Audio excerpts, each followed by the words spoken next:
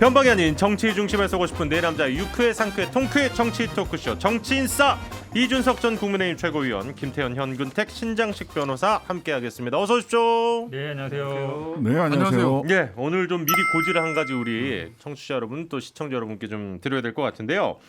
사실 저희 정치인싸가 유튜브 방송으로 이제 처음 시작을 했습니다. 그런데 이제 작년 5월이죠. 라디오 우리가 지상파 본방에 진출하지 않았습니까? 그 시기를 거쳐서 한 걸음을 더 내딛게 됐습니다. 박수 한번. 좀 좋아요. 좀 좋은 일인데. 저는 만족할 수가 없기 때문에. 그렇죠. 아직 만족할 배는 수 없다. 고프지. 방송으로 TV를 가지 지금 라디오 지금 확대 편성 가지고 일단 막 한 걸음이 중요한 거 좋아하고 말이지. 아니겠습니까? 목표를 I'm still hungry. 네네네. I'm 자, still 어쨌든 hungry. 올해 들어가지고 네네. 평균 조회수가 100분 토론보다 많아. 아하. 알겠습니다. 우리가 대표 시사 프로야. 그래요. MBC 대표 시사. 갑시다. 아니 적당히 띄워드렸으면 진중들 하시고요, 저기 선생님들. 예. 일단 다음 달부터 토요일과 일요일로 확대 편성을 하게 됐습니다. 그래서 또 자세히 안내를 드리면 다음 주까지는 지금이랑 같은 시간대로 나가고요. 그 다음 주부터죠. 4월 첫 주부터는 저희가 토요일과 일요일 아침 11시 5분에 여러분을 찾아뵐 예정인데요. 또 토요일에는 생방송으로 진행이 됩니다. 유튜브로도 생방 중계 저희가 또 해드립니다. 허이로 아나운서에 대한 대접은 왜 안 좋아지는 거죠? 안 좋아지는 게 아니라 똑같기 때문에 또 좋지도 나쁘지도 않습니다. 예. 일만 늘어나는 것 같아요. 사실 또 여러분들의 의견 바로바로 저희가 만나볼 수 있을 것 같아서 그래서 또 확대 편성 기념 이벤트를 우리 신장식 변호사께서 하나 준비를 해주셨습니다. 자 소개를 해주시죠. 네. 이 노회찬의 음식천국 노회찬이라고 하는 책인데요. 네네. 노회찬 대표가 사실은 김치도 자기 손으로 담글 줄 알 정도로 미식가였어요. 요리도 잘하고. 그래서 노회찬 맛집 27군데 야. 네, 갖고 싶어요. 여기를 다니면서 그 노회찬을 기억하고 이 자리에서 무슨 얘기가 있었다. 어느 식당에서는 무슨 뭐 당 얘기를 했고 뭐 이런 등등의 이야기들이 좀 나와 있는 거예요. 그래서 네. 5분께 청취자 5분께 이걸 선물로 드릴 거고요. 아까 안동진 여기 담당 PD께서 말씀하시기를 댓글을 받는 게 좋겠다. 네네네네. 정규 편성 11시 5분 토요일 정규 편성에 기대하는 바를 댓글로 달아주시면 좋습니다. 5분 선정해서 음식천국 노회찬 보내드리겠습니다. 상계동도 여기 하나 있어요. 제가 검증해 볼게요. 검증해 보면은 아니 근데 이런 책들이 재밌어요. 그렇죠. 그러니까 예전에 보면 대통령의 맛집 그래서 역대 대통령들이 이제 가셨던 식당들 나오는 거죠. 여기서 이제 그 노회찬 대표가 상계동 집 중에 고깃집 하나하고 홍어집을 소개하셨는데 네네. 이 홍어집은 진짜 맛있는 곳이에요. 오. 노회찬 대표 사무실 쓰셨던 건물 밑에 있거든요. 네네네. 근데 이거 보니까 신뢰도가 갑니다. 아 그래요. 예. 저희가 확대 편성되는 데 대한 기대감과 또 바람이 있으시면 유튜브에 댓글 남겨주시면 저희가 추첨을 통해서 사장님께 말씀드려야겠다. 되게 좋아하시겠네요. 보내드리도록 하겠습니다. 네. 자 이제 본격적인 얘기를 또 슬슬 시작을 해봐야 될 텐데요.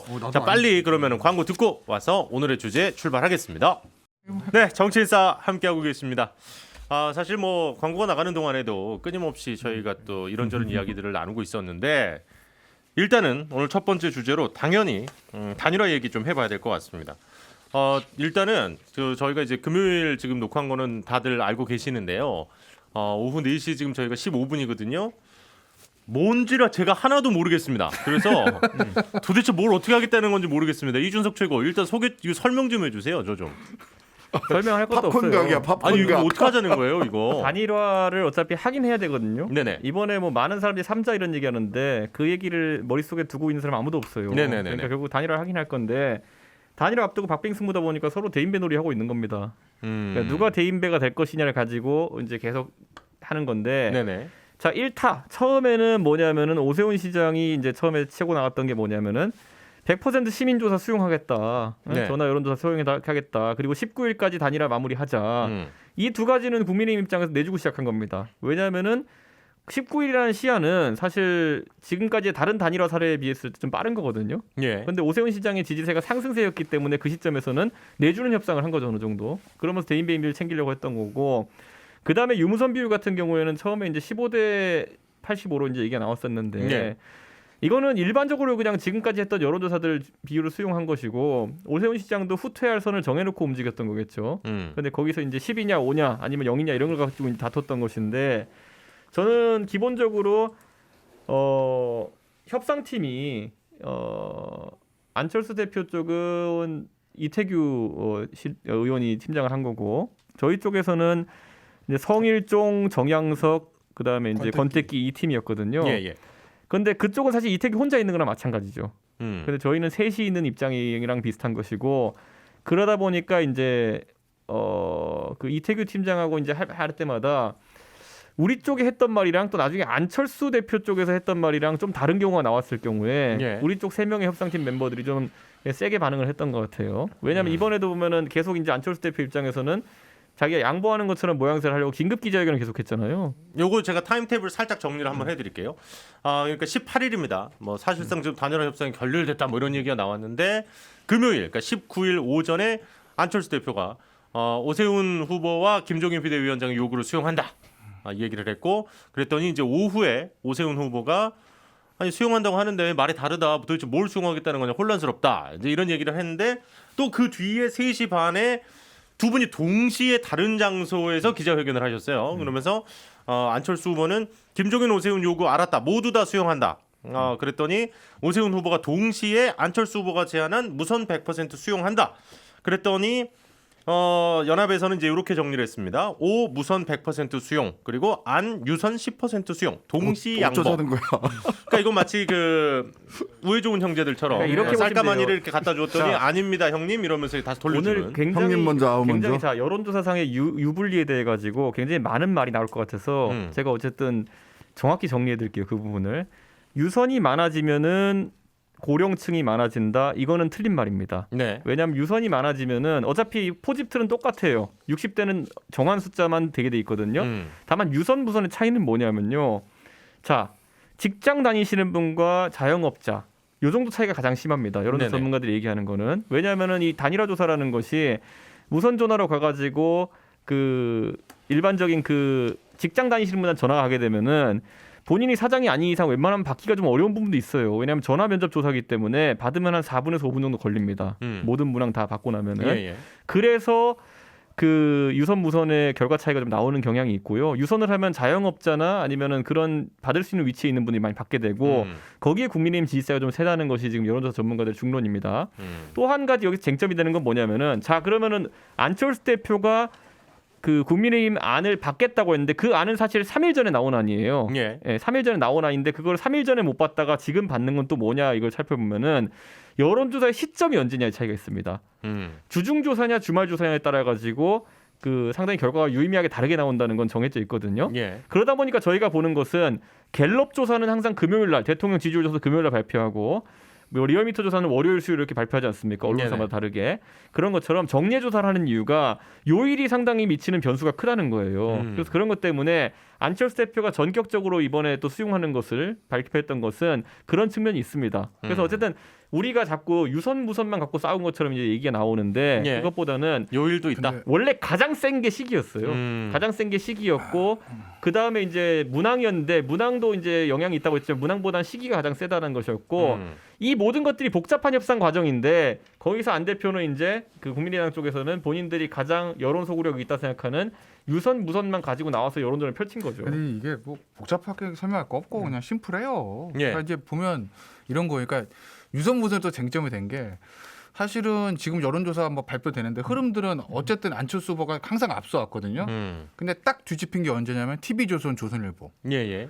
근데 그때 오세훈 씨가 오 후보가 처음 앞섰을 거예요. 그리고 그 다음 날 문화일보.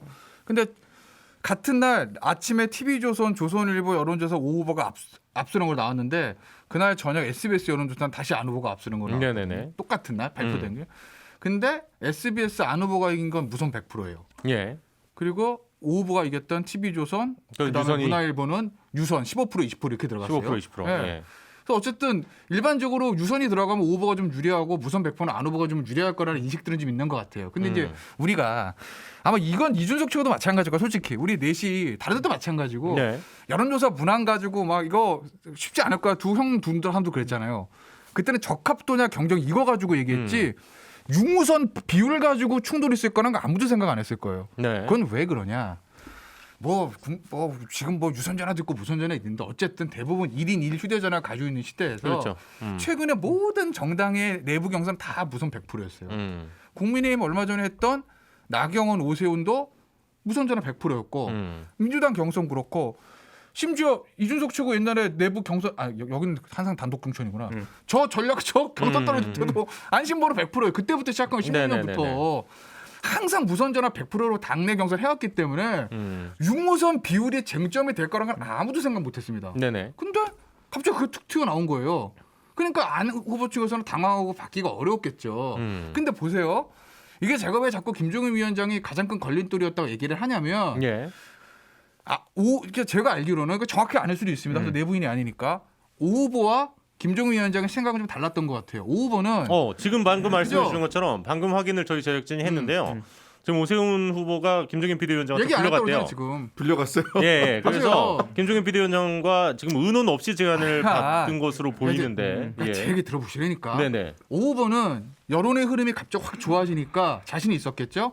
그래서 본인이 19일 전에 먼저 끝내자 여론조사 내가 이기니까. 왜냐면 빨리 이기고 빨리 가는 게 좋으니까. 네. 그런데 제가 알기로는 그 얘기를 듣고 김종인 비대위원장이 경로했을 겁니다. 왜 김종인 비대위원장은 천천히 가면 안 후보를 고사시킬 수 있다고 생각했을 거거든요. 거기서 이견이 있었어요. 그래서 여론조사 문항이나 뭐 100% 가져 충돌이 있었을 때 어제 오 후보가 여론조사 100% 받겠다 그랬잖아요 아침에. 네. 받겠다. 그런데 바뀐 거예요. 그게 왜 풀려갔다 왔거든. 그러고 나서 어제도? 오후에 토론에 나서는 소리가 거기는 사당이고 우리는 공당입니다 이래요. 근데 오늘 아침에 안 후보가 그럼 니들 하는 거 다 받겠다고 했어요. 네. 그럼 여기서부터는 먼저 던지는 사람이 이기는 거거든요. 그렇죠. 먼저 던지는 사람이 양보하고 대승전 결단한 그러니 오 후보가 다급해지잖아요. 마지막에 여론조사 100% 받겠다 다시 한 거예요. 그러면서 하는 얘기가 저 김종인 비대위원장과 상의하지 않았습니다. 그 얘기 왜 얘기했습니까? 외부에서 계속 저 김종인 비대위원장이 저 오 후보 자주유지하는 거 아니냐. 명색의 서울시장 후보가 자기 선거인데 자기가 결정 못하고 불려가서 말 바꾸는 말이 되냐라는 얘기 나오니 김종인 비대위원장한테 상의하지 않고 제가 안철수 후보 측에 제가 무선 100%다 받겠습니다 이랬거든요. 근데 지금 불려갔다며요. 네. 그래서 제 그러니까. 생각에는 뭐 두 분이 이거를- 하는데 아니 결론은 거의 난 것 같아요. 왜냐하면 결국은 받겠다고 했는데 그럼 교집합은 무선 90%잖아요. 그러니까 제가 보기에 유선 10%로 갈 가능성이 훨씬 많아졌다고 봐요. 그러니 유선 10%는 결국 안철수 후보 그렇죠. 측이 양보하는 왜냐하면 그림이 지금 되는 거잖아요. 불려갔다는 얘기는 김종인 비대위원장인 어쨌든 이걸 승낙 못하겠다는 얘기니까. 그럼 그럼 김종인 비토하면 비대위원장 또 뒤집어지는 안 돼. 거예요. 아니죠. 근데 그건 왜냐면 아니지. 안철수 양보했잖아. 후보는 한 받겠다고 거니까. 했으니까. 받겠다고 한 거니까 네. 안철수는 받겠다고 한 거니까 여기서 네. 아마 수정 제안하면은 받겠죠. 그래서 아니, 그럴 뭐, 가능성이 많아요. 아니면 여론조사 2개 하니까 하나는 그렇잖아요. 그걸로 하고 하나는 불려갔잖아, 이걸로 지금. 하고 하니까. 네. 그래서 불려가면 잘했다고 그러겠어요? 당신 뭐했어 그러겠지. 그래서 내가 얘기했잖아요. 사실 지금 이 모든 잡설들 우리끼리 막 이제 숫자 갖고 싸우고 이렇게 했던 거는 실제로는 가장 큰 영향을 주는 게 주중이냐 주말 조사입니다. 그래서 오늘 안철수 대표가 하나 슬쩍 또 같이 얘기했던 내용이 뭐냐면은 공식 선거운동 개시 전에 단일화가 되어야 된다라는 대전제를 내세웠어요. 그럼 공식 선거운동 시한이 언제냐? 25일부터 할 수 있거든요. 네. 그럼 24일까지 단일화를 해야 된다는 거잖아요. 그럼 22일, 23일 여론조사입니다. 그 말이 무슨 말입니까?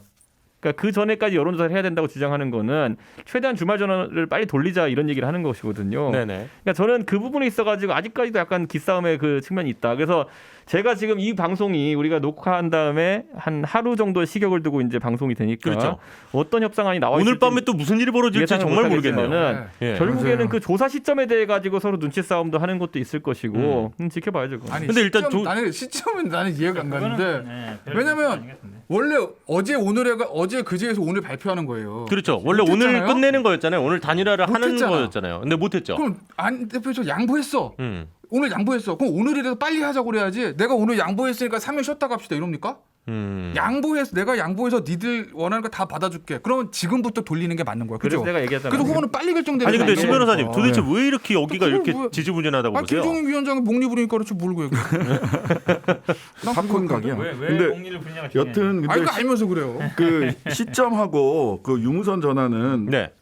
의미가 있어요. 사실 여론조사할 때 영향을 유의미하게 끼쳐요. 말하자면 그 유무선 전화에서 유선 전화로 갈 경우에 무선 전화 때보다 그러니까 말하자면 무선 전화에서는 그 60대 이상이 그 포션만큼 그 쿼터만큼 다 채워지지 않을 개연성이 있어요. 무선 전화를 잘 못 받으시기 때문에. 네네. 그러면 이거 여기에서 그 가중을 한단 말이에요. 몇 명이 된 걸로 해서 기존 걸 가지고 가중을 하거든. 그러면은 실제로 유선 전화를 받는 고령층은 유선 전화를 하면 고령층이 그 쿼터가 다 채워질 수 있고 그 부분에서는 국민의힘이 유리할 수 있죠. 저는 그 유의미한 차이가 있고 시기도 사실은 문제가 돼요. 시기도 주말에는 30, 40대들이 오히려 받는 게 전화 핸드폰 주말에는 좀 이렇게 옆으로 놓잖아요. 네네. 주중에는 30대 40대나 젊은 층들의 그 표집이 잘 되고 주말에는 아무래도 연배 있으신 분들이나 자영업자 이런 분들이 표집이 잘 돼요.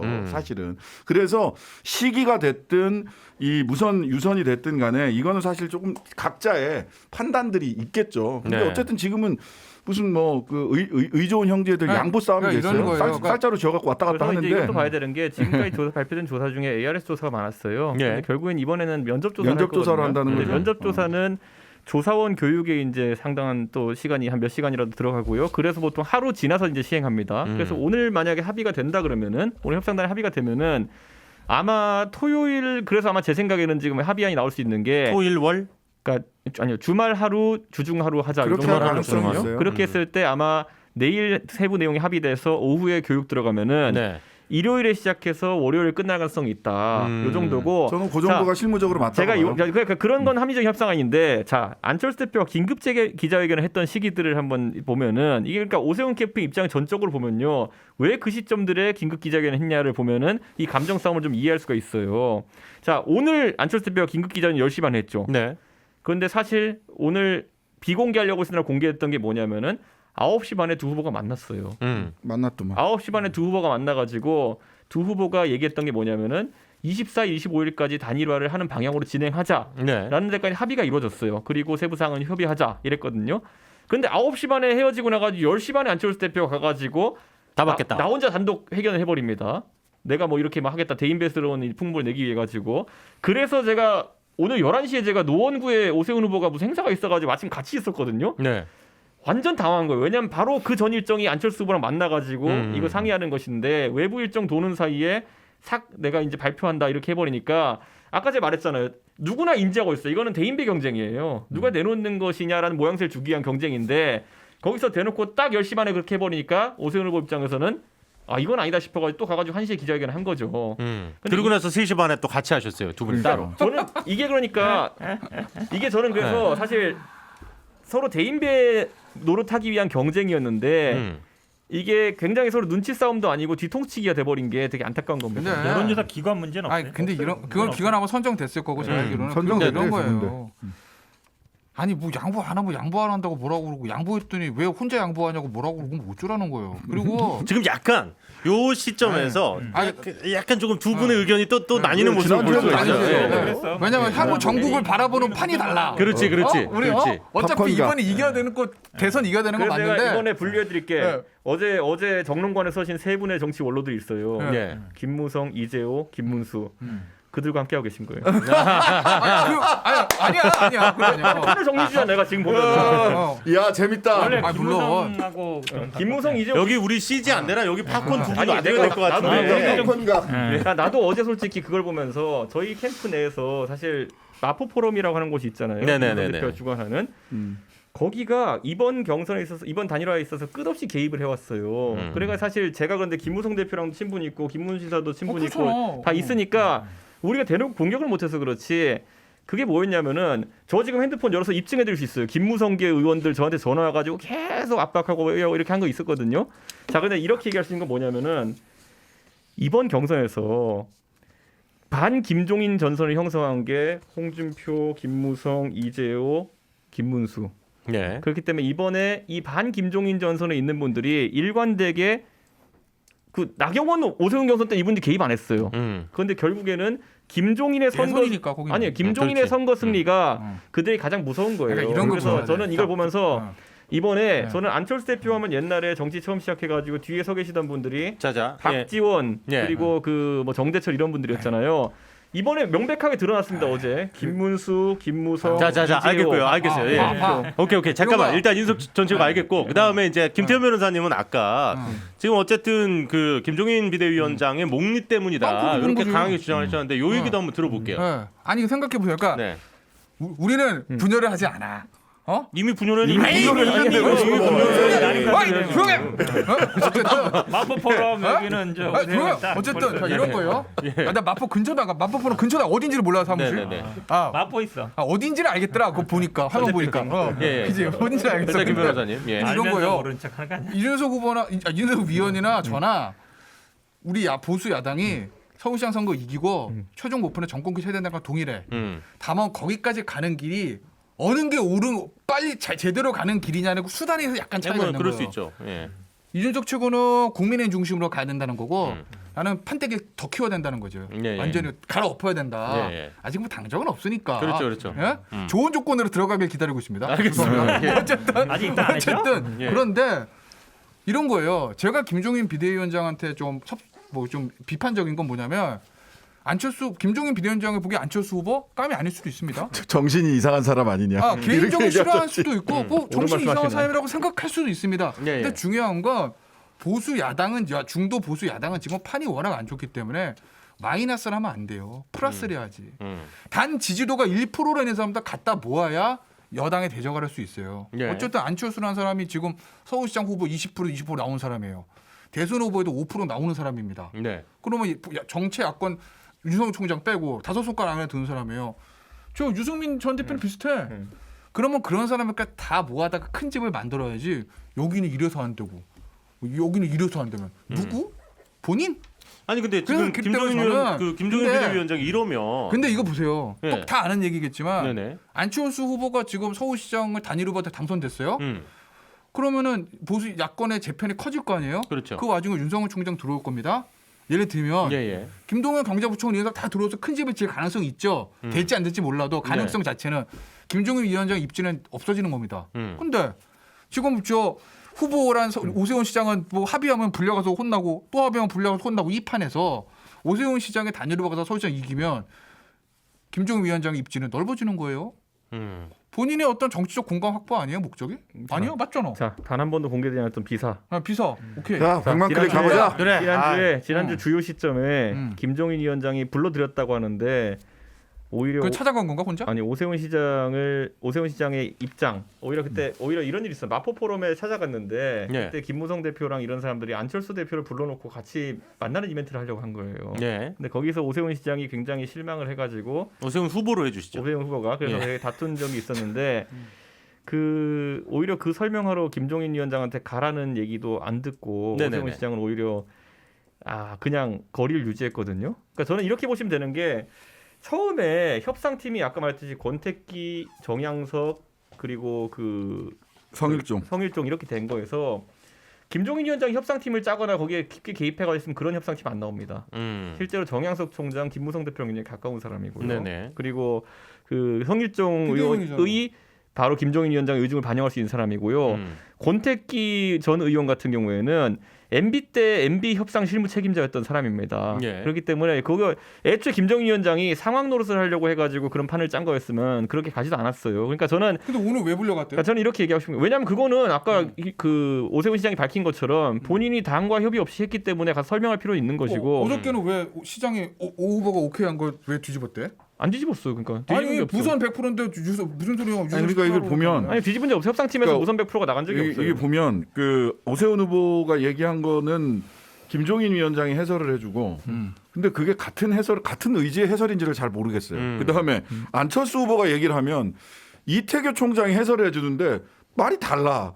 도대체 누구 말을 믿어야 될지 아니, 헷갈려요. 제가 보기에는 이게요. 서울시장 후보 뽑는 게 아니라 저 국민의힘 당의 전당대회 당대표 뽑는 선거 같아. 맞아요. 밖에 있는 사람도 그렇고. 그러니까 지금 이미 이미 당대표 전초전화 봐도 사실은 무방하긴 이제 하지. 그 싸움이 되다 보니까 이제 어찌 보면 이제 후보들은 어찌 보면 이제 말이라 하면 죄송하지만 이제 대리 인재이 된 거고 다 뒤에서 네. 이제 지금 아까 지금 마포 포럼 그 사람들 얘기했지만 다 어찌 보면 김종인 대표가 물러나야 그 다음에 이제 당을 어떻게 기회가 해서 생기는 기회가 그렇죠. 생기는 사람들이니까 당권을 그렇죠. 놓고. 근데 김종인 비대위원장은 어쨌든 원내 국회의원이 아니고 네네. 뭐 멀리 선거 후에 어떻게 할지 모르겠지만 계속 있을 건 아니잖아요 비대위 체제가. 그럼 결국은 전당대회를 하든 개편을 해야 되는데 그 개편의 주도권 싸움을 하다 보니까 제가 보기엔 이건 후보 단일화가 아니라 거의 이제 저 전당대회 당대표 선거 뽑는 그게 정계 개편이랑 연관돼서 아니 이게 그러니까 저는 오히려 이게 정확한 해석인 게 근태기 형이 좀 갈수록 보수에 대한 이해도 높아지는 것 같은데 같이 할까요? 제가 말씀드릴게요. 제가 이번에 예고해 드리는 거는 안철수 후보가 이번에 단일화 후보가 돼가지고 네. 이렇게 되잖아요. 그럼 아까 그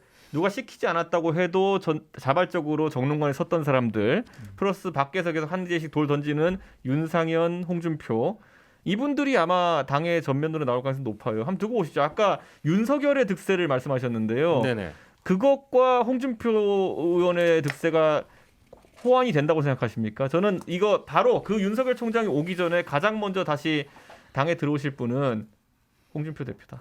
홍준표 전 대표. 그리고 또 어쨌든 황교안 전 총리도 어쨌든 계속 전 대표죠. 가만히 있을 수 없다. 예, 지금 가만히 있을 수 없다고 지금 출경을 그러니까 딱 지금 얘기하신 김종인 그런 상태고. 위원장이 본인이 하고 있는 역할은 자기가 오만 욕을 다 들어 먹더라도 그 조류를 막아내기 위해 가지고 욕 들어 먹고 있는 건데 이거 거치면은요. 제가 이거 정치인사 한 2달 뒤에 검증해보죠 저희가. 제가 하는 진짜 말을. 본 거예요. 그럼 김종인 위원장이 원하는 조류는 뭐예요? 김종인 위원장은 깜짝 본인이 놀라만한 아니, 서울시장 후보 있다면 해도 못 데려왔잖아. 김종인 위원장은 본인이 이번에 선거 끝나고 사퇴할 거예요. 그다음 본인이 자처한 역할은 킹메이커거든요 지금. 네. 이번에 자처한 누구는 역할은. 뭐 유승민 대표는 아닌 것 같은데 보니까. 그게 어떡하나? 윤석열이 될 수 있다는 얘기가 많았었는데 네. 지금 오히려 김태현 변호사는 윤석열 검사를 이제 변호사인가? 윤석열 검찰총장을 전 총장. 끌어들이기 네. 위해 가지고 김종인이 없는 게 낫다 생각하죠. 제가 이거는 태현 형이 착각하는 게 김종인이 사라지면은 홍준표와 김무성의 조류가 들어올 아니 겁니다. 근데 진짜 윤석열 야, 정 총장이 야, 김종인 재밌다. 위원장이랑 같이 할 거라고 아니, 나도 제가 여기 볼 때 그러니까 우리가 화면 그러니까 편집할 때 이치란 두 분 거거든, 얘기하실 때 요 두 분 표정을 한번 잡아줘 보세요. 뭐 모자이크 처리해 지금. 예.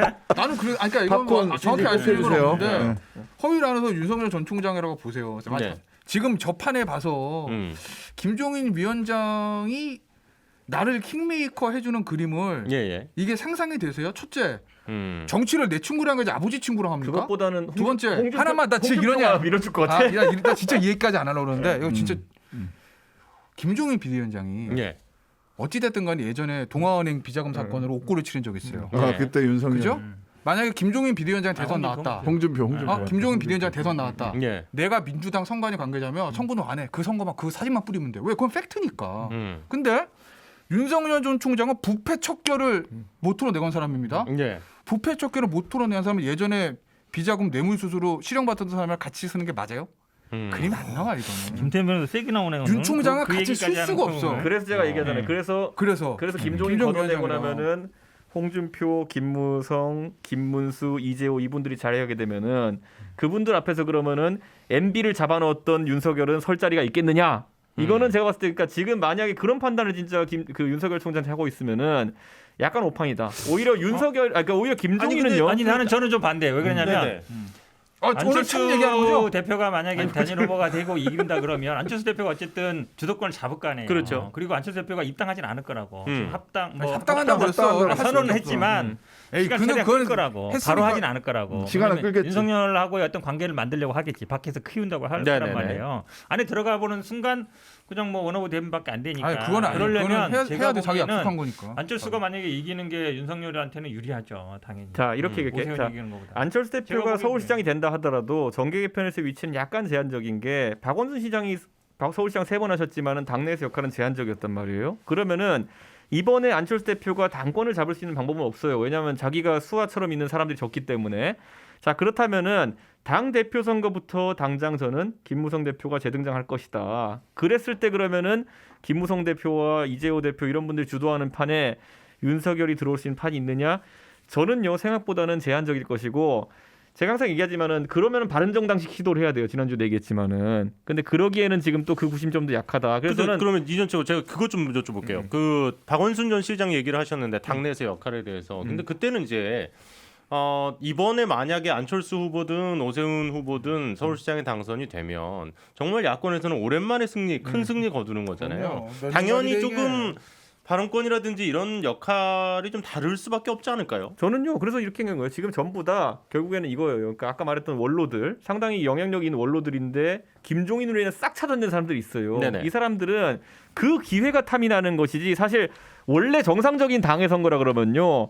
오세훈을 내도 이기고 안철수를 내도 이기는 판이다라는 판단이 들면은 오세훈한테 힘을 몰아야지. 오세훈한테 힘 몰아야 되는 게 정상적인 당인들의 자세죠. 근데 지금 상황이 뭐냐 이분들은 이해합니다. 왜냐하면 이분들이 완벽하게 차단돼 있었기 때문에 그런 생각을 할 수밖에 없는 것이고 네네. 이건 김종인 장관의 승부수죠 여기서는. 결과적으로 보면 저는 뭐 그 김태현 변호사 이야기도 일리가 있고 이준석 최고 이야기도 일리가 있지만 당에서 잔뼈가 굵은 사람 입장에서 생각을 해보면 정당인이라면 오세훈한테 몰빵하고 있어야 돼요. 근데 왜 몰빵을 못 하고 있느냐? 오세훈이 나가면 무조건 진다. 이런 여론조사 결과도 아니잖아요. 왜 몰빵을 안 하고 있느냐 하면은 다 자기 그 당대표 선거 이후에. 근데 이거는 우리가 국민들이 보기에는 그 포석을 놓고 지금 이 소위 진짜 말을 두듯이 이렇게 그 포석을 놓고 하고 있으면 아이고야 벌써 서울시장 다 따냈다고 생각하나 보네. 그 뒤에 거 생각하고 있네. 이런 생각으로 이게 지금의 이 양상을 보일 수밖에 없어요. 그런 면에서 이거를 빨리 끝내야 돼. 뒤로 가면 이벤트가 뭐 이렇게 컨벤션 효과가 선거일에 가까울수록 이거 일관되게 얘기하잖아. 이거 빨리 끝내야 된다. 여기서 우선 정리하면 옥동자를 낳기 위한 진통이다. 그거 뭐 좋은 표현 없으나 빨리 끝내야 돼. 야권 지지층 같은 경우는 지금 이제 알게 됐을 게 뭐냐면 단일화는 누구나 한다고 생각한다. 근데 이거를 깨기 위해 가지고 그 부정적 이미지를 더 씌우기 위해서 누가 3자 대결론 하는 것처럼 자꾸 얘기하고 그다음에 뭐 뒤에 상황이 있는 것처럼 얘기하고 이거는 그냥 정치적 수사인 것이고 단일화는 하는데 오히려 그 뒤에 진실한 싸움은 뭐냐면은 김종인과 반김종인 세력이 아까 말했던 당권 싸움을 지금 펼치고 있는 것이다. 그 그게 정도로 국민들이 이제 눈에 보이기 시작했다는 거예요. 그래서 유승민 대표는 어떻게 한대요? 유승민 대표 완전 빠져 있어 지금. 뭐 대선 나간대요? 대선 나가겠다고 선언했잖아요. 준비만 그래서. 하지 내가 얘기 듣고 서울시장이 싹싹했으면 그게 제일 깔끔하고 분란도 없고 아이고 좋은데. 뭐 이미 끝나신 분을 자꾸 아쉬워서. 일단 아쉬워서. 그 접으신 분 얘기를 자꾸 하죠. 아니 그러니까 이게 저는 그래서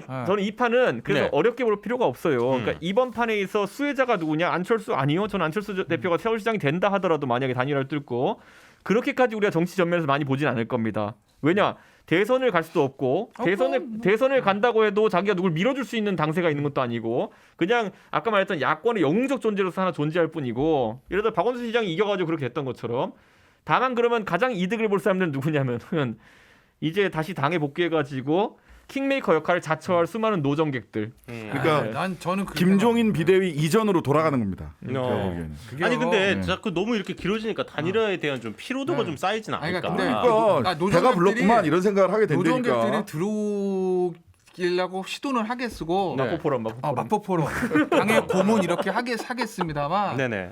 이미 흘러간 옛물들이 다시 전면에 등장하는 거는 그만큼 아무리 그래도 국민의힘 당원들이나 일반 유권자들이 그만큼 만만한 사람들이 아닙니다. 그렇기 때문에 저는 그러니까 예를 들어서 김무성 전 대표가 마포포럼에서 돌아왔다. 뭐 당권 누구를 좀 지원할 수 있겠지만 본인이 전면에 와서 당 대표가 되겠다. 뭐 그런 생각할 수도 있겠죠. 여기 그게 현실적으로 쉽진 않을 거예요. 아니 제가 보기에는 근데 이준석 최고가 자꾸 그 부정적으로 보는데 밖에서 봤을 때는 좀 나는 김태현 변호사 얘기가 좀 일리가 있는 것 같아요. 왜냐면 이게 크게 만들어야 되거든. 더구나 이제 윤석열이라는 변수가 있는데 윤석열의 지지율을 그냥 우리가 그냥 흡수하겠다 그 쉽게 되겠어요? 잘 안 되지. 그리고 입당시켰어요? 안 되거든요. 그럼 뭔가 이제 바꿔야 되는데 뭔가 변화가 필요하려면 자꾸 외부 사람들이든 이걸 막으면 안 되거든요. 근데 왜 자꾸 물론 이제 흘러간 물들은 저도 뭐 마음에는 안 들지만 그래도 좀 판을 키워가지고 이거를 할 생각을 해야 되는데 그냥 뭐 저 사람들은 안 되니까 싫어 오지 마라고 하면 2014년에 그 흘러간 물들을 한번 합쳐가지고 뭔 일 해보겠다고 새정치민주연합 만들었고 그래가지고 우리 당 얘기하지 말고 그쪽 얘기 다시 먹은 우리 얘기하자. 저긴 그래도 잘 되잖아 지금. 그때 먹었다가 크게 뱉은 데가 어딘데 자꾸 그런 식으로 얘기해. 아니 그러면 일단은 또 어쨌든 지금 이렇게까지 이쪽 단일화 얘기가 사실 치열할 수밖에 없는 이유는 바꿔 말하면 지금 박영선 후보가 계속 좀 어려운 상황이기 때문이기도 근데 합니다. 저는 선거 그렇게 보진 않아요. 왜냐하면 그러니까 일단 여론조사 결과만 놓고 보면 현재로서는 양자 대결일 경우에 누구든 간에 박영선 후보보다 상당히 지난번에 그렇긴 한데 나왔잖아요. 시장 때도 여론조사는 20% 차이 났어요.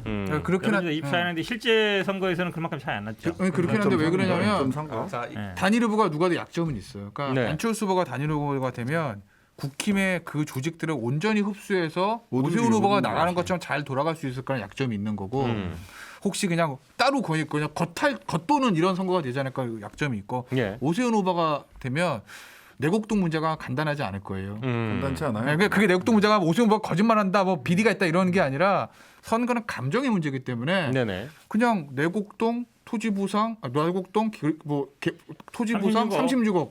이 프레임이 그냥 민주당 계속 돌릴 거거든요. 그게 나. 국민들 감정에 와닿는 그 문제 때문에 그런 거고. 지금 그렇다 보니까 지금 민주당 입장에서는 또 박형준 후보도 계속 근데 거기보다는 아무래도 거기는 좀 강조를 여론 하고 부산은 있죠. 좀 차이가 있으니까 여러 서로 부분은 개가 사실은 싸움이잖아요. 문제는 그렇게 박형준이 더 심해요. 더 커. 거기가. 그렇게 훨씬 따지고 더. 내가 얘기할게. 박형준 얘기 좀 해자. 그렇게까지면은 해야 되는 거 아니야? 도쿄 아카사카 아니 그 그 가서 분양받 위아래 박영선 거의 일왕궁 사지가 규 이거로 버티면 돼. 생기잖아. 어쨌든 이제 그런 그 싸움이 계속 되겠죠. 좀 해야 돼. 아니 잠깐 일단 아니, 요 얘기 마저 아니, 하고요. 어쨌든 그래서 아니야. 중요한 건 단일 후보가 누가 되든 쉽게 이길 수 있는 싸움은 아니다. 더군다나 민주당이 얼마 전에 이낙연 대표가 지상전 얘기하잖아요. 예. 예? 공중전 지상전을 당 대표가 얘기한 것도 처음 들었어 내가. 예? 우리 박계산 얘기하는 표현인데.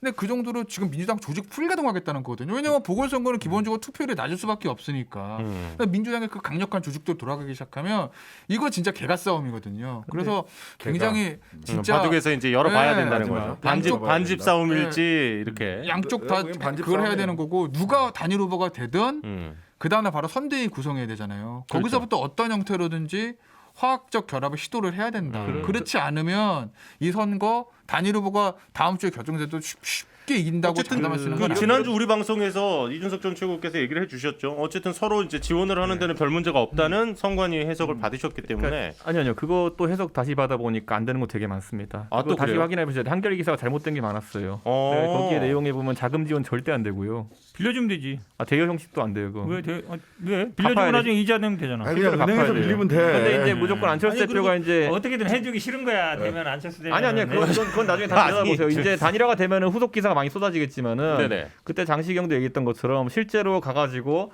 옷을 입고 위에 올라갈 수 있냐부터 해가지고 많은 것들이 걸려요. 그러니까 그거는 현실적인 거고. 근데 그것 때문에 제가 지적하자는 게 아니라 네네.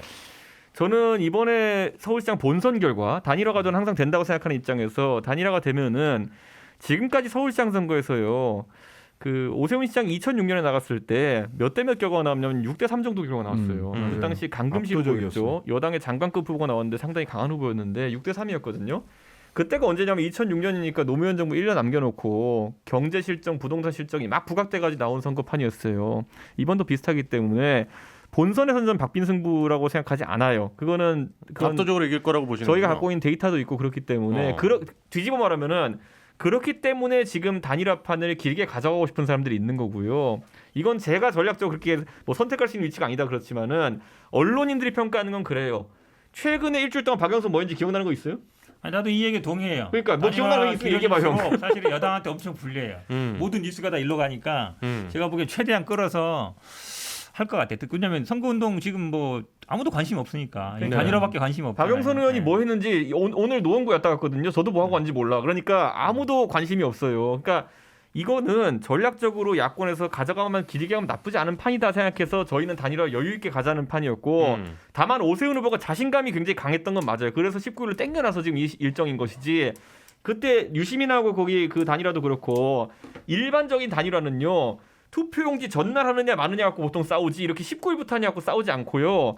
심지어 그래서 노회찬 대표께서 나갔던 동작선거 같은 경우에는 투표용지 지나고 다니라 했잖아요. 지나고 다니라. 그래서 노회찬 대표가 실제로 표를 손에 많이 보셔서 나경원 의원이 된 거였거든요. 그러니까 저는 그런 것처럼 오히려 단일화 이 논란이라는 거는 우리가 일찍 땡겨서 시작해서 그렇지 길게 끌고 가면 나쁜 판은 아니다 이렇게 얘기하고 싶어요. 자 그렇다면 민주당 입장은 지금 어떻습니까? 아까 지금 말씀 뭐 이전 최고가 얘기한 것처럼 박영선 후보가 뭐 지금 했어요 어제? 뭐 지상전 해야지 뭐 저기는 지금. 진짜 맞아요. 이 단일화 그러질수록 불리하죠. 왜냐하면 단일화 빨리 돼가지고 이제 서로 토론도 하고 붙어야 되는데 선거운동 기간이 많지 않잖아요. 25일부터 하면은 2주일 하는 거잖아요. 선거운동 그렇죠. 2주일 하는 건데 사실은 2주일 동안이라도 선거운동을 해야 되는데 단일화가 막 28일까지 가버리면 전혀 관심을 못 받을 것 같긴 한데 그래도 어쨌든 저는 사실은 본선 가면은 그 박원순 문제가 나올 걸로 봤는데 어쨌든 기자회견으로 한번 했으니까 네. 좀 일찍 맞은 면이 있는 것 같고 지금 뭐 제일 문제는 이 LH 문제인데 부동산 문제인데 이게 참 제가 보기에 이게 2주일 만에 어떻게 해결할 수 있을지 잘 모르겠어요. 걱정 많이 됩니다. 아니 그 여권에서 이번에 저 야권 단일화에 대응해가지고 여권 단일화를 밀었잖아요. 네. 그래서 뭐 조정훈 후보랑 한번 하고 김진애 후보랑 한번 했는데 저는 그게 사실 김진애 후보가 박영선 의원에 대해 가지고 뭐 정책적인 면을 맹공할 것이다. 그것 때문에 오히려 초반에 우려가 있었거든요. 근데 그것보다 부각됐던 게 뭐냐면은 이번에 손해 많이 봤어요. 여권 단일화 때문에 뭐냐면은 김진애 후보가 갑자기 박원순 재평가론을 들고 나옵니다.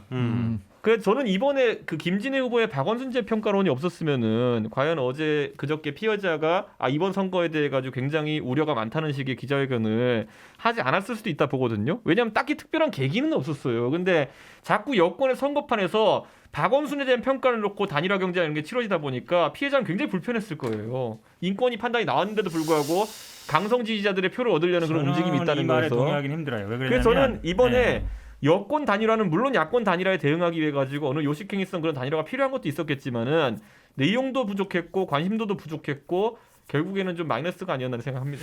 네, 박원순에 대한 뭐 재평가 문제 때문에 피해자가 나왔을 것 같지는 않고요. 물론 뭐 그 얘기를 뭐 제가 직접 못 하겠지만 형 조심해. 이거 말 하필이면 잘못하면 뭐 안 돼. 그러니까 선거 2, 3주 앞두고서 나왔다는 게 조금 뭐 말 잘못하면 안 돼. 형 하지 마. 아니, 그건 아닌데 어쨌든 불만이 있는데 그래도 어쨌든 이게 막 이슈가 되기 때문에 나왔다라고 생각하지는 않아요. 제가 보기엔 그렇게 생각하지는 않는데 또 아까 말씀처럼 또 이게 어찌 보면 또 일찍 매를 맞은 면도 있다라고 봐서 뭐 사실은 제일 불리한 이슈가 이 이슈하고 그다음에 부동산 문제잖아요. 네네. 근데 뭐 두 개가 지금 완전히 휘몰아치니까 사실은 삼각화도에 휩쓸린 형국인데 모르겠습니다. 뭐 박영선 후보의 그래서 가슴 목소리가 왜 그래? 하나 말씀드려. 오늘 이제 박영선 후보 최근에 뭐 했는지 기억 안 난다 그래서 내가 오늘 아침에 기억나는 거 하나만 해줄게. 오늘 놓은 것 같아. 근데 아니 몰라 뭐 했는지. 뭐 서울 끝나면 위로금 10만 원씩 준다며요. 선거 이후에. 서울의 그 무슨- 재난지원금 형식인 네, 거죠, 무슨 말하자면. 디지털 무슨 화폐인지 무슨 블록체인으로 뭐 이런 거 준다는데. 근데 이제 진성준 의원은 또 이런 얘기했어요. 네. 그러니까 샤이 진보 세력이 있다고 믿는다. 뭐 약간 아니, 또 이런 얘기를 하셨는데. 뭐 샤이진보 샤이보 있을 수 있는데 저는 돈을요 재정을요 뭐 쓸 수는 있습니다. 근데 재정을 쓰는 재정 확장 재정 쪽에 함에 있어서는 예. 정치가 목표가 분명해야 되거든요. 속된 말로 1차 재난지원금의 목표는 뭐였습니까? 재난은 어렵기 때문에 내수진작 차원에서 돈을 준다는 거였어요. 그렇죠. 지금 2차, 3차 지난거 자영업자들이 이게 수입이 줄었으니까 보조 이러는 거예요. 그렇죠. 근데 위로금이랍니다. 위로금? 위로금 주고 싶으면 도끼 아파트 팔아서 본인 돈을 주세요. 그 위로금의 재정 목적은 뭐죠? 목적이 없습니다. 네네. 지금 내수가 너무 안 좋기 때문에 내수 활성화를 위해서 저희가 적자 국채를 발행해서라도 미래 세대에 부담을 줄 수 있지만 지금 너무 힘드니까 저희가 확장적 재정에서 쓰겠습니다. 도 아니고 위로금 뭐예요? 안 됐지? 힘들어? 그냥 돈 나눠준다는 거예요. 돈 뿌린다는 겁니다. 이게 올바른 정책인가? 단순히 10만 원 주고 2만 원을 주든 10만 원 주든 100만 원 주든의 문제가 아니라 예. 왜 줘야 되고 그 돈으로 무엇을 달성할 수 있는지 적자 재정을 감수하면서 국채를 발행하는 걸 감수하면서 더 큰 것을 달성하기 위해서 준다는 확실한 정책적 목표가 있어야 되는데 그러니까 위로하려고 준대요 그냥. 이거 뭐예요? 선거 앞두고? 네. 난 이해가 안 되는 이미 거다. 위로금 프레임은 대통령께서 코로나가 끝나면 위로금을 지급하겠다 하신 바도 있고 저는 이것도 살람이라 보는 게 재난지원금, 영업보상, 위로금 어쨌든 돈을 계속 주려면 명목이 필요하잖아요. 예. 하나의 명목을 신설한 것에 불과하다. 저는 이렇게 생각하고 아까 진성준 의원이 샤이진보 얘기했다고 하는데 처음 들어보는 단어입니다. 최근에 샤이보수라는 단어 봤어도 샤이진보 못 아니 그 얘기 들어봤는데 나온 지 꽤 됐어요. 여론조사 근데- 결과에서 근데 이거는 뭐냐면은 ARS랑 전화 면접이라는 게 저희가 다르면서 허일 아나운서도 그 가끔가다 스포츠 중계 하잖아요. 예. 그 축구 경기하다 보면 한 90년대 이럴 때 보면 축구 중계하다 마지막에 지금부터는 정신력의 시간입니다. 이런 얘기 나온 경우 있었어요. 보통 네. 그 게임은 불리한 게임이고 지고 있는 게임이죠. 그러니까 그것처럼 지난 선거 때도 보면 네이버 트렌드, 구글 트렌드, 샤이보수 이 얘기하는 후보 다 졌거든요. 저는 샤이진보 얘기 나오는 거는 불리하다는 이미 뜻이다. 수치적으로는 말이 안 되는 게임을 하고 있는데 음. 한국 축구의 정신력 이런 얘기 비슷한 얘기 하고 있는 거예요 지금. 아니 저는 그거는 조금 다른데 샤이보수 샤이진보 얘기가 나오기 시작한 게 실은 ARS하고 전화 면접에서 사람이 직접 전화 면접으로 물었을 때는 마음속으로 그러니까 ARS 때는 자기가 마음에 있는 대로 찍는데 전화 면접에서는 자기 마음을 좀 숨기고 네네. 좀 부끄럽다.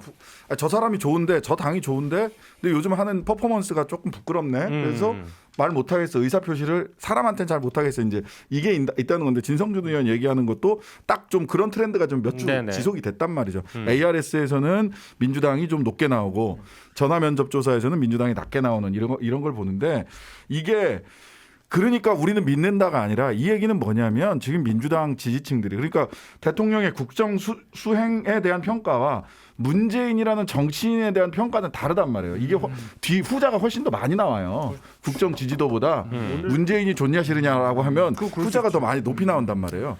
그러면 사실은 이 갭에 있는 사람들이 샤이 진보라고 할 수도 있는 것이고 명칭에 따라서는 이 사람들이 투표장에 갈 수 있느냐의 문제예요. 그런 층에 있었던 분들이 야 이번에는 누구 찍으러 못 가겠다 이런 분들이 꽤 나온단 말이죠. 결과적으로 지상전을 한다라는 얘기는 요 층을 투표장에 어떻게 데려갈 거냐가 굉장히 중요한 박영선 캠프의 과제가 됐다. 네.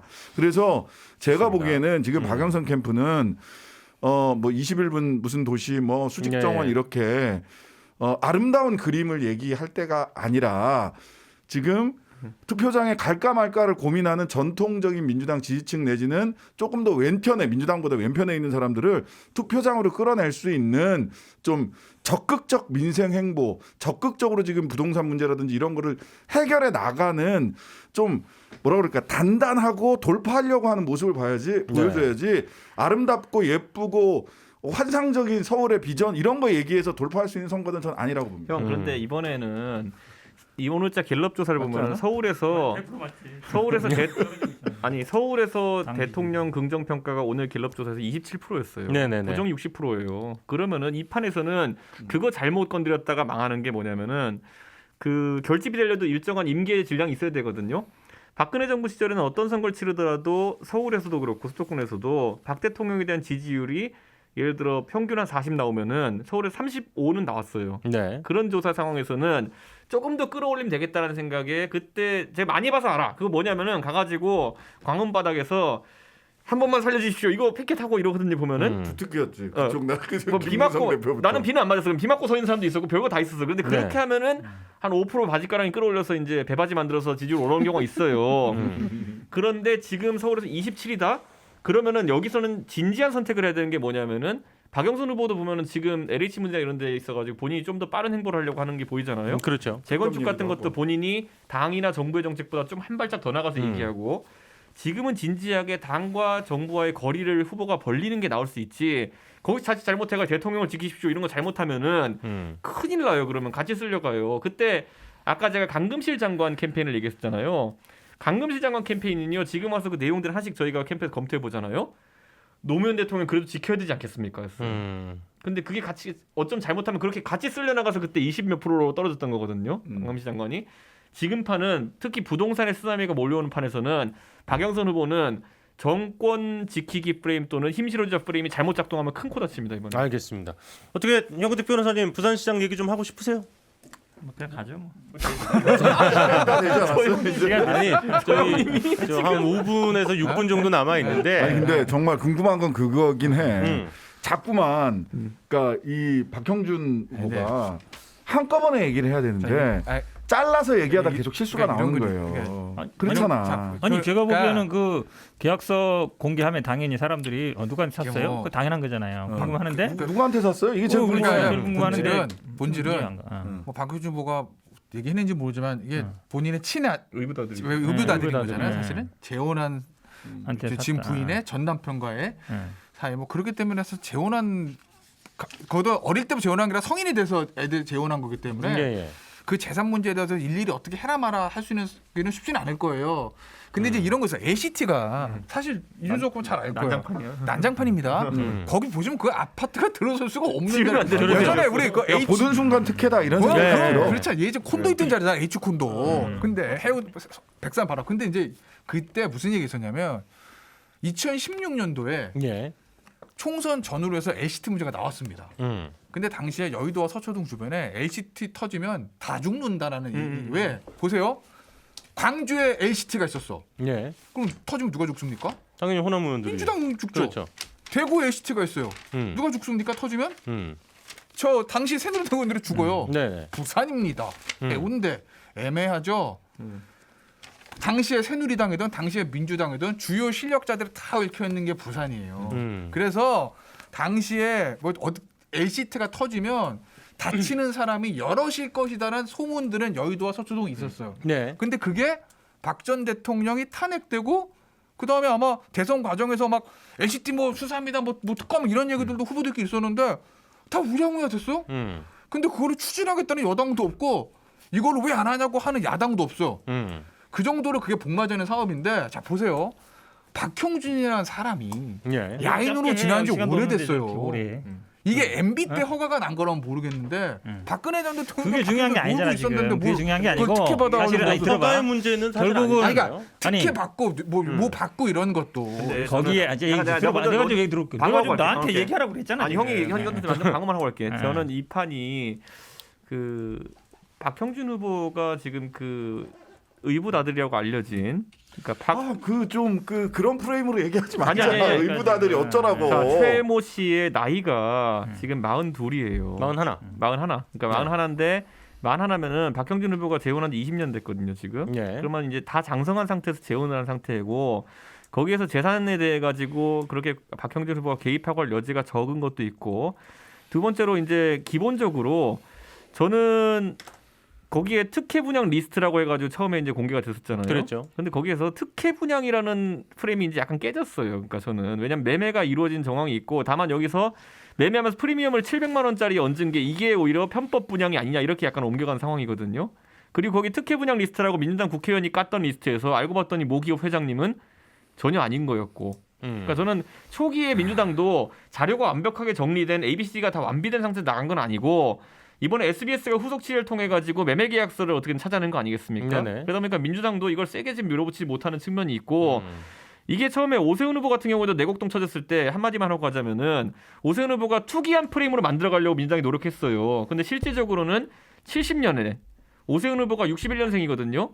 9살일 때 본인도 아니고 본인의 처에게 처가에서 상속된 것 중에 공동지분 8분의 1이 있다 때문에 문제가 된 것인데 투기 프레임을 엮을 수가 없기 때문에 지금 앞으로 나가지 못하는 자, 거고요. 방어 다 오세훈 하셨고요. 얘기는 별개로 하고요. 네. 오세훈이 당연히 거짓말했으니까 노무현 대통령 때 지정했다 했는데 본인이 지정한 거니까 아니 문제인 지정 거. 절차 들어봐. 공람 시작했어요. 그때. 박형준의 핵심이 뭐냐면 사실은 어쨌든 딸하고 아들이 동시에 로얄층에 네. 또 500만 원, 700만 원 피만 주고 샀단 말이에요. 근데 네네. 이게 시장에 나왔던 물건이 아니라는 거예요. 시장에서 구할 수 없었던 물건이다. 그러면 사실은 박형준 후보가 이거 변명하면서 분양이 아니다. 나는 샀다라고 하는 건데 네. 실제로는 이런 거 줄 때는요. 직접 분양해 주지 않아요. 대부분 빼놓죠 따로. 누군가 이름으로 잡아놓는 거예요. 이모 씨. 예, 그렇죠. 잡아놓고 나중에 줄 사람한테 나중에 매매한단 말이죠. 근데 마침 보니까 박형준 후보 얘기했는데 판 사람이 아들이야. 그럼 그걸 누가 팔았느냐? 그 사람이 핵심인데 네. 그 사람이 사실은 만약에 이 LCT랑 관계된 사람인 경우라면 이건 100%예요. 특혜인 거예요. 사실은 이게 분양이냐 매매냐가 핵심이 아니라 특혜냐 아니냐. 근데 일반적인 거래 시장에서 샀느냐 아니면 따로 빼놓은 거냐. 그게 중요한 거거든요. 근데 네. 거기에 하나의 기준이 뭐냐면 피를 굉장히 적게 줬다는 거예요. 500만 원, 실제로는 700만 원. 왜냐하면 그 700만 당시에 원이라고 비해서 그랬죠? 그렇죠. 그거는 형식적으로 그냥 준 거예요. 제가 보기에는 실제 그 당시에 거래가 아니고 그렇다 그러면 생각을 해보세요. 좋은 로얄층에 위아래층에 동시에 잡기가 얼마나 어렵겠어요. 당시에도 아니, 굉장히 인기 있는 층인데 이게 20억 2,200만 원이면 500만 원, 700만 원은 부동산 중개 수수료도 안 돼. 근데 그거를 프리미엄으로 붙여가지고 사서 각 채당 20억씩 지금 40억 올라간 거 아니에요. 네. 40억. 형님 그 돈이 자, 그렇게 줬다면 어떤 목적 일단 마저 듣고 누구한테 드릴게요. 받았느냐, 누구한테 판 거냐, 산 거냐, 이모 씨라고 알려져 있는 이모 씨가 누군지. 그다음에 굉장히 중요하지. 그 20억씩 45년 만에 40억의 프리미엄이 붙었는데 그러면은 그 프리미엄을 어떤 용도로 이렇게 올라갈 게 뻔한 그 부동산이었으니까 어떤 목표, 어떤 용도였는지. 형님, 500, 근데 700 여기서 부동산 수수료도 안 된다. 20억 2,200만 원이면. 이 의혹에 대해 가지고 민당이 지금까지 했던 괴의 발언들을 보면서 네네네. 박형준 후보 측에서 이제 반박했던 내용도 있고 제가 부산에 있는 이제 분하고 컨택해서 들은 정보도 있는데 민주당이 이 스윙이 커요. 뭐냐면은 신동근 의원은 나와가지고 뭐라고 했냐면은 대마도 뷰라고 했어요. 네. 이거는 반일과 엮으려고 하는 의식이 다분합니다. 그걸 보통 오션뷰라고 하지 누가 대마도뷰라고 얘기합니까? 네네네. 자, 그런 게 있고 형용사가 너무 심해요. 그리고 두 번째는 뭐냐면은 아까도 김태경 얘기했는데 로얄층 2개를 매입했다 이렇게 돼 있거든요. LCD가 101층이거든요. 예. 그러면은 금태경 형은 상식적으로 몇 층이 로얄층입니까 거기서? 그건 대충 일단 감으로 다르지. 우리가 봤을 때 감으로. 아니 보통은 아파트 같은 경우는 10에서 한 15층 정도로 쳐요. 왜냐면 근데 너무 100층짜리 높으면 아파트에서 로얄층이 어딥니까? 아니 근데 너무 높은 것도 안 좋아. 예를 들어서 90층 100층 가잖아요. 오래 걸려. 이사도 힘들고 보통은요 10층 20층 사이 아파트 같은 경우에 그 정도 로얄층으로 쳐요. 그러니까 지금 몇 보니까 알잖아요. 17층이에요. 17층이 로얄층이라 주장하고 있는 거예요 지금. 로얄층이에요. 왜냐면 잘 보이거든 가깝고. 너무 높으면은 사실은 그렇게 좋지 형님, 않아요. 그러면 로얄층 거기- 논쟁은 여기서 거기 끝냅시다. 핵심은 뭐냐면 로얄층 논쟁은 끝내. 해운대가 잘 보이냐 안 보이냐거든. 그리고 접근성이 좋냐. 안 어쨌든 좋냐 시장에 안 때문에 나왔던 17층 물건이야. 보면은 부동산 강자가 지금 그러니까 그만해 그거. 여기 결론 안 나요. 아니 네.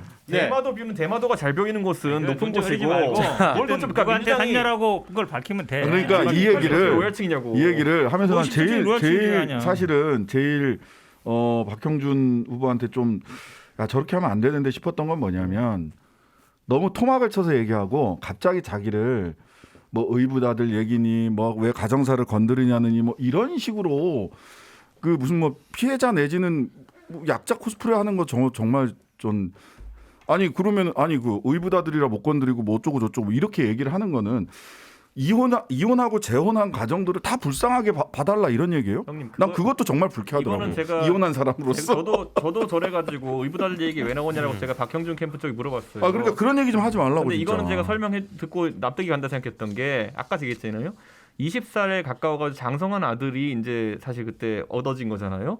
예. 그랬을 때 그 아들의 아버지 되는 분이 이 정치 활동을 하고 있는 박형준의 아들로 그렇게 각인되는 걸 상당히 경계해가지고 지금까지 계속 그런 걸 밝히지 말아달라고 해왔대요. 그러면 저는 그게 이해가는 부분이 있다는 봅니다. 왜냐면은 이해한다 치더라도 이모가 누군지는 밝혀야지. 박형준. 그러니까 저는 후보가. 왜냐하면 생각해 보세요. 진짜 이 아들을 예를 들어 뭐 마음으로 낳아 기를 수도 있고 뭐 다 있는데 장성한 아들인데 결혼을 통해서 다시 생겼다고 했는데 그의 친부에 해당하는 분께서 그런 마음을 가지고 있다 그러면은 이런 전후의 사정이 공개되고 민주당이 공세의 대상이 되는 것을 자기가 맞아 넘겨야 되는 상황까지 이걸 다 까고 해명해야 되는 상황이 오는 거는 부담이 될 수 있어요. 아니 그 좋은 그러니까 층에 지금- 위아래 지금- 층을 동시에 그렇게 인기 있는 아파트를 어떻게 잡을 수 그거는 있냐고 판 사람 거꾸로 누구냐 그것만 박형준- 얘기하면 되는 알겠습니다. 거예요. 뭐 예. 재혼한 얘기 무슨 할 필요 없는 그러니까 얘기예요. 그런 우리가. 프레임으로 불쌍한 척하지 않았으면 좋겠어. 자. 재혼하고 뭔 상관이? 알겠습니다. 알겠습니다. 아, 역시 또 이쪽 얘기 나오니까 또 길어지네요. 근데 뭐 LCT 상관없이 부산은 뭐 여론조사 차이가 많이 나서 네네.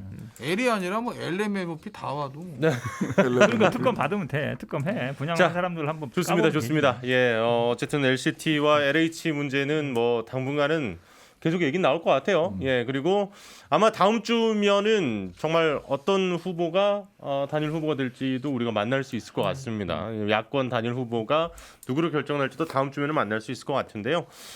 사실 저는 되게 불안한 게 오늘 밤 사이에 또 어떤 무슨 일들이 일이 벌어질지가 좀 신경이 쓰이긴 하는데 어쨌든 저희의 이제 예측과 그다음에 지금까지 있었던 일들을 저희가 오늘 정리를 쭉 한번 해봤습니다. 오늘 또 네 분 정말 고생 많으셨고요. 예, 우리 또 고맙습니다. 다음 주에 계속 이야기 나눠보죠. 고맙습니다. 코로나 풀리면 가볼게요.